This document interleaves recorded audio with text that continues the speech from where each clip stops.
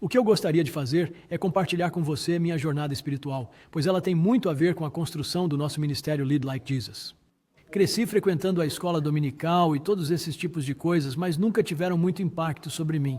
Depois fui estudar em Cornell, que foi uma das primeiras universidades a praticar o que eles chamam de in loco parentis, ou seja, não vamos ser seus pais, não vamos lhe dizer o que fazer, assim eu me afastei do Senhor. Depois conheci Marge no último ano e acabamos nos casando um ano depois. E ela disse que deveríamos voltar a nos envolver na igreja. E assim começamos. Nós nos apaixonamos por um pastor maravilhoso da cidade.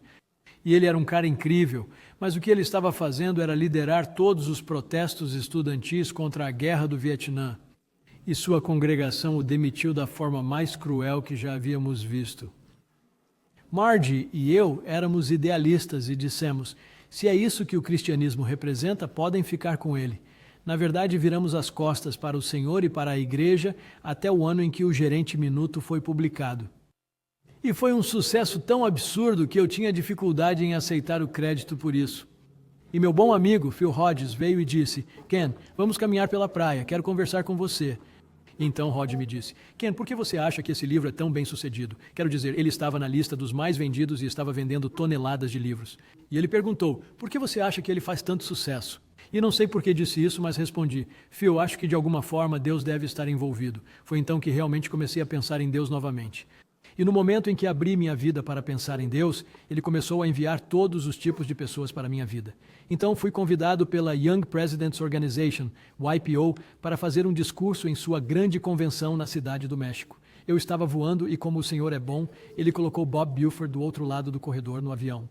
Eu já havia conhecido Buford por meio da YPO e sabia que ele era um grande cristão. Eu estava sentado conversando com Bob e ele disse: Ken, deixa eu te fazer uma pergunta. Eu respondi: qual seria? Ele perguntou: você acha que é tão bom quanto Deus? Eu disse: obviamente não. Se existe um Deus, ele é a perfeição. E Bob disse: certo, Ken, vamos dar 100 pontos para Deus e 5 para assassinos com machado. E Madre Teresa ainda estava viva. Então ele disse: por que não damos a ela 95? Ela é uma garota muito boa. E ele disse: Ken, você não é ruim, está tentando ajudar as pessoas, vou te dar 75 ou 80.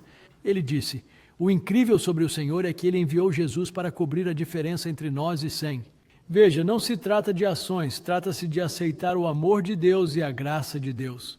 E eu pensei: uau, isso é realmente interessante. E então Bob disse: Ken, há um amigo meu que vai estar nessa conferência e sabe mais sobre isso do que eu. Então por que eu não marco uma reunião com ele?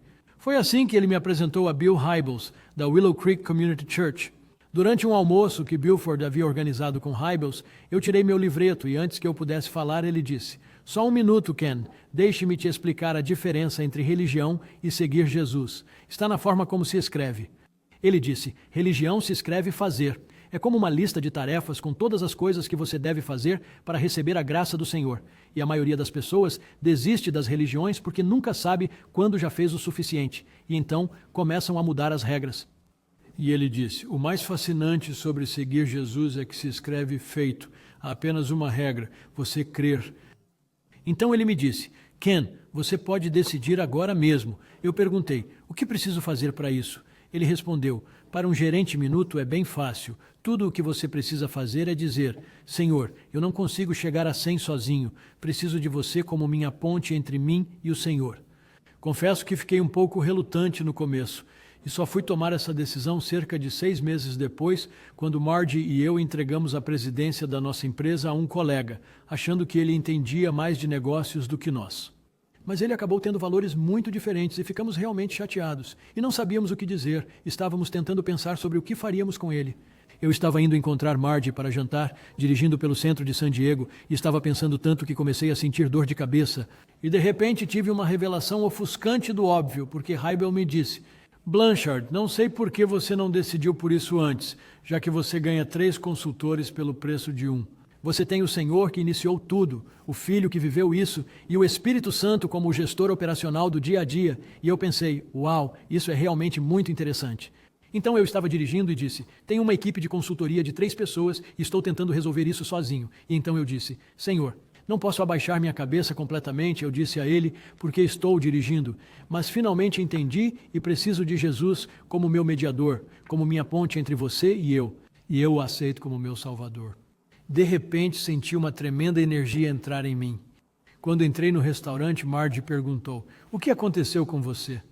Eu contei tudo a ela, e foi realmente impactante. Naquele momento, ela não se decidiu de imediato, porque isso não é algo que se faz em equipe, mas cerca de 6 meses depois, ela também tomou a decisão. E quero te dizer, isso fez toda a diferença. Quando realmente me comprometi, decidi que, como cientista comportamental, queria descobrir o que o homem fez. Então comecei a procurar as palavras em vermelho e fui para o Novo Testamento: Mateus, Marcos, Lucas, João e Atos. Quero saber o que esse homem fez, e enquanto leio isso penso: uau, tudo o que já ensinei sobre liderança, Jesus fez com esses 12 caras incompetentes que ele escolheu, os discípulos e tudo mais. E eu disse: ele é realmente o maior modelo de liderança de todos os tempos. E esse foi o início de nosso ministério Lead Like Jesus, porque Jesus é o maior modelo de liderança de todos os tempos. E é o seu modelo que todos nós precisamos seguir.